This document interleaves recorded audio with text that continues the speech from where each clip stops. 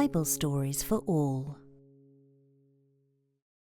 Jesus finds joy in all his work.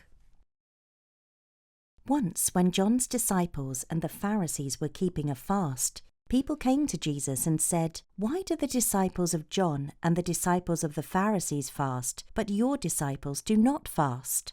Jesus said to them, "Can guests fast at a wedding while the bridegroom is with them? As long as they have the bridegroom with them, they cannot fast. But the time will come when the bridegroom is taken away from them, then they will fast.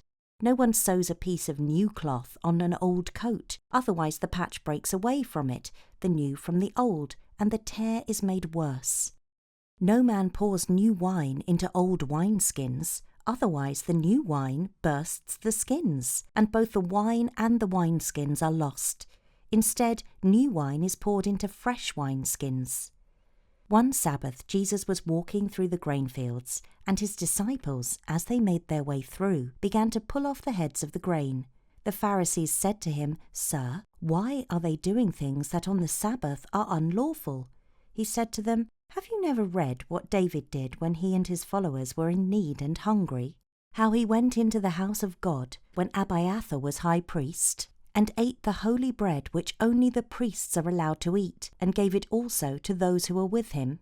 And Jesus said to them, "The Sabbath was made for man, and not man for the Sabbath, so that the Son of Man is master even of the Sabbath." At another time he went into a synagogue. A man was there whose hand was shriveled, and they watched Jesus to see whether he would heal him on the Sabbath day, that they might bring a charge against him. Jesus said to the man whose hand was shriveled, "Rise and come forward." Then he said to them, "Is it lawful on the Sabbath day to do good or to do harm, to save life or to kill? Who of you, if he has but one sheep and it falls into a hole on the Sabbath, will not take hold of it and lift it out? Is not a man of much greater value than a sheep?" But they did not answer. Then looking around upon them, with sorrow and indignation because they had no sympathy, he said to the man, "Stretch out your hand." He stretched it out, and his hand was entirely cured.